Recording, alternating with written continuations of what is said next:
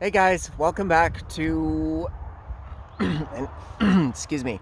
Welcome back to an episode dealing with something that people have been it's been in the media recently quite a bit, and that is Artemisia or Wilde-als or als or um Shu- Louis, I think. I can't remember the Xhosa word, but I will put it up on screen for you. And a friend of mine excuse me, has actually asked me, so we used to use this as a kid. What does it look like again? And blah, blah, blah. Do you have the plant? And I was like, yes, I do. Okay, so first and foremost, before we even go anywhere with this episode, I have to do a disclaimer because this is really, really super important. Now, hear me very clearly when I say this. I'm going to try and shield the wind. We just had rain and it looks like it may rain again. So basically, this plant has been in the media globally as a potential cure for COVID-19. Okay, I am not saying that. I am not a virologist. I am not a doctor. So I don't know at all whether it's going to be doing anything. What I will say is, if you choose to use this, I'm going to show you today how to make the tea. I've used the tea. My partner's used the tea. I actually just gave some to my dad yesterday because my dad has had leukemia, two forms of leukemia over the past couple of years at the same time, and the resultant effects of the chemo has still seen him struggling a little bit so with certain things, and the Wilde-als has helped you know, solve a lot of these little problems, these minor issues that he's been experiencing. So with that said, I've also used it to break fever on influenza and colds, flus.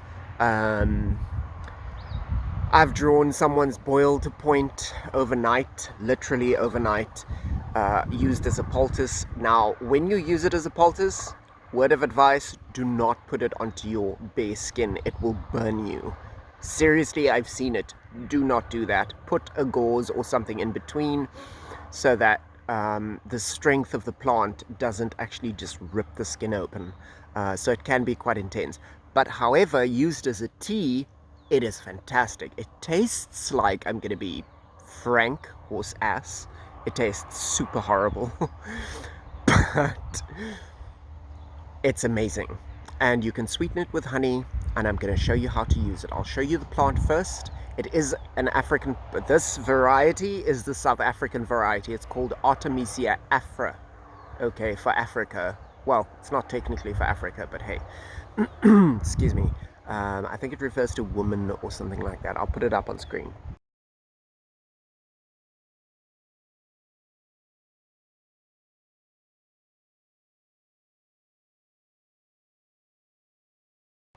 I have done an episode on this plant before like really early on.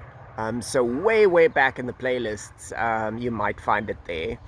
Uh, I did not show you how to make the tea. I talked about making the tea and gave you the recipe for the tea. This time I'm going to show you exactly how to do that because I feel like I could actually use some myself. So I'm going to drink the tea and show you what it tastes like. I can smell it and it's disgusting, but it's fantastic. It's really, they say that like when something tastes really horrible and then you take it and it will heal or cure or make better certain things that you're experiencing.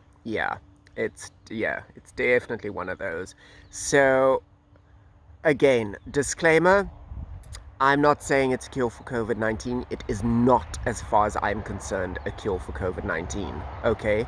I will say that it works really well as an immune booster.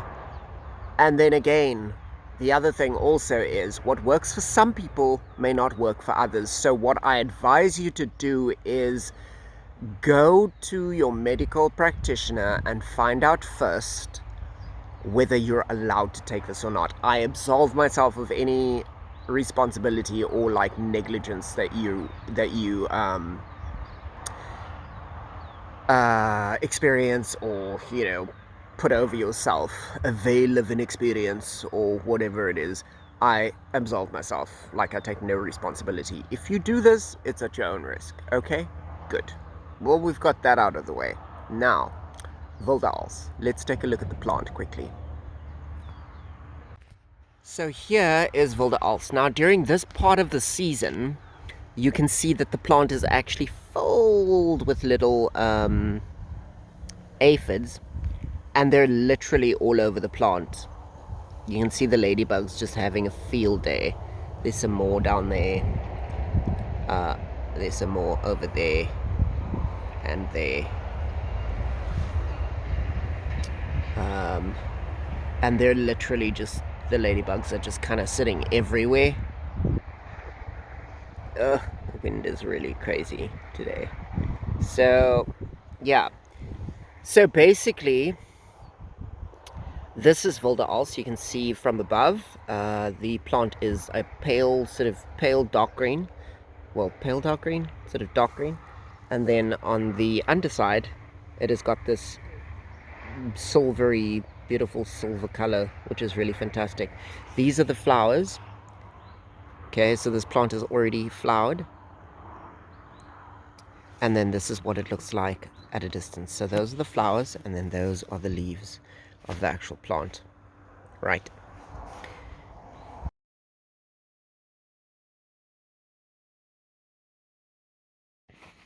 Right, so we're in the kitchen, and I picked some of the Wilde-als. So this is under kitchen light, which you can see clearly is green above, and it's got that beautiful silver on the underside. Okay, so now I can smell it. It smells horrible. That's all. Yeah. I'm not going to film him because he is in his underwear, so that would not be cool. But nevertheless, this is how we're going to actually prepare this. So what I've done is I've boiled some water in the kettle. You'll see that there's a main stem, so I'm going to strip all of the leaves off of the main stem, and then I'm going to stick it into a cup, which is 250 milliliters. And then I'll top it up with hot water, let it steep, and Will and I will share it to show you what it tastes like. He hates the way it tastes. Okay, now I've stripped all of the leaves off, right? I've got 2 cups, and I'm just going to take the leaves, stick it into the cup. Okay, 1/4 cup of leaves. So that goes in there. He's convulsing as he passes the cup because he's just so jealous of how wonderful the stuff tastes, aren't you, Will? So that's what it is, and then we're going to top it up with water. So now it's in the cup, and I've boiled some water, and in goes the water. Remember, we've got to let this steep for 5 to 10 minutes. Twigs, stems, leaves, sorry for Will cooking in the background, but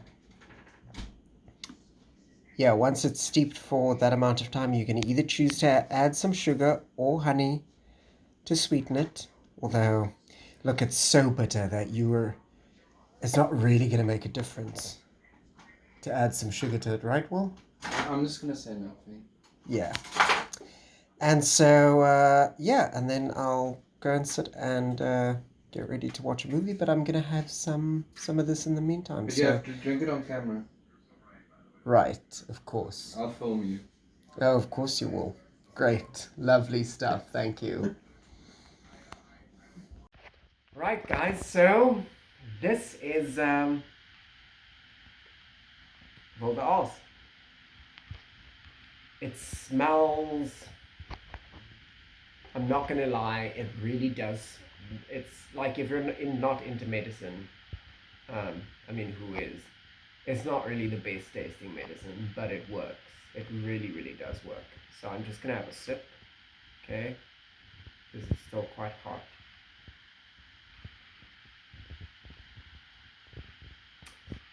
Whew.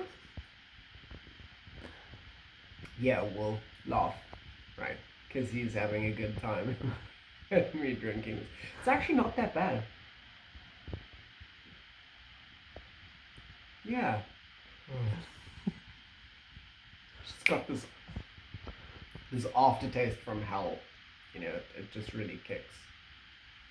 I shouldn't say that. It's beautiful, amazing, incredible. Not down it. No, I'm not gonna down it. Insane. It's hot. I'm drinking like a hot beverage. Just the hot beverage alone would kill anything in my throat.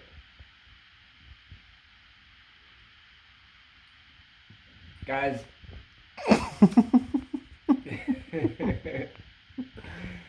Just remember, you can add sugar or honey, but I don't think that it's worth it because it is so vile and bitter that that's not going to make a difference. Polyjuice potion. Yeah, I'm just shy of turning into someone else. It's like if I took one of Wol's hairs and threw it in here and drank it.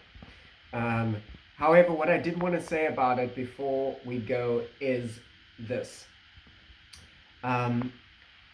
Remember the aphids you saw on the plant earlier this afternoon? Okay, so that is a seasonal thing. Even if you do have aphids and you still need to use the plant, all you need to do is take a little bit of the stuff of the plant, strip it, and put it straight into the cup, and you just pour hot water onto that. All the aphids will float to the top and you basically scoop them off. Alternatively, if you are homestead and all rough and ready, you can drink the aphids. They're not going to kill you. I've done that. You could squash them out, and maybe that's adding protein of some kind to the medicine. Other than that, I suppose you could pick it, leave it in the sun, and just let the aphids dissipate, because they'd obviously notice that the plant has been damaged, and so is not going to continue giving them food, so they would leave. And once they've left, you can then make the tea. An alternative to that is also obviously just shaking them off, dusting them off. Yeah, cool. Okay, enjoy. And stay healthy this winter.